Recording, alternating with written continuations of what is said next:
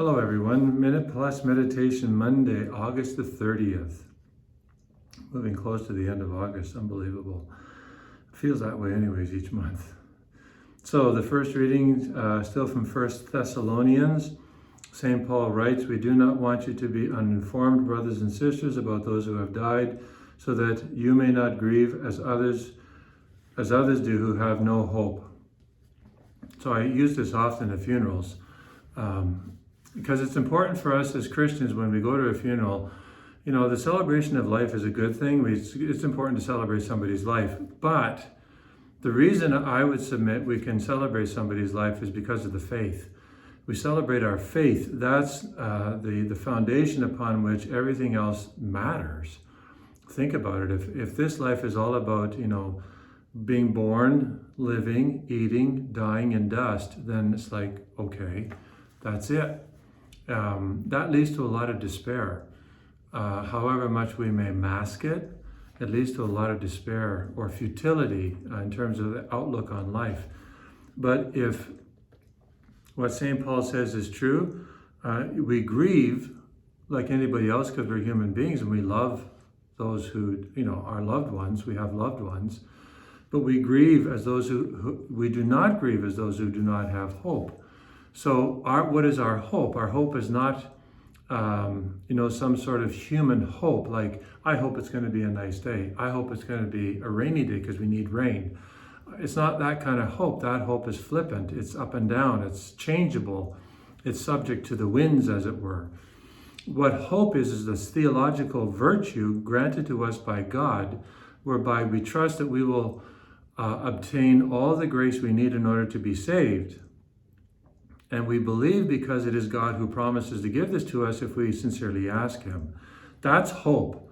That's real solid hope. It's based on God's infinite power, not on our changeable human whims and desires and emotions. So that's the real hope that you and I have. And it's based on, the death and the resurrection of Jesus Christ from the dead. So our hope has a foundation, to help us remember through good times not to be cocky and not to be oblivious to God, but through difficult times to look to Him for the right reason, not because God is some divine slot machine, but because God is God. So He's our hope. Second, the gospel reading is the famous episode of Jesus from the Gospel of Luke, chapter 4. It's read often at ordinations and so on. I'm just going to focus on one line, and he says here, it's when he goes into the synagogue at Capernaum, and he reads from the prophet Isaiah, and then he says, "Truly I tell you, no prophet is accepted in the prophet's hometown."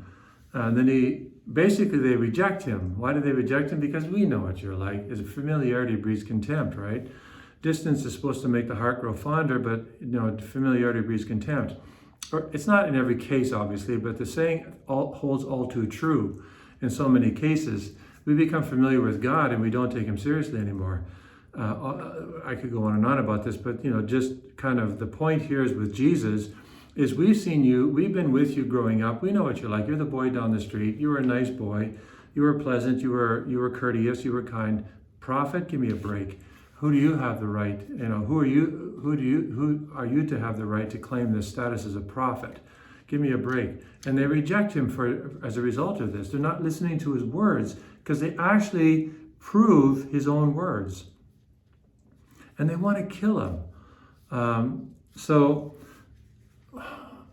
for you and me in our daily journey, we have to just strive to be, on the one hand, who we really are. But that doesn't, if we've got things to correct in our life and improve on, of course we try and do that. We don't try to project a false persona. That's what I mean by we try to be who we really are. And we're not trying to please people for what they want from us. We want to be genuine, but at the same time we want to really strive to grow in virtue. We want to be the best version of ourselves, all the while accepting the fact that we're not perfect. You're not perfect. I'm not perfect. None of us are perfect. So only with God's grace can we do this.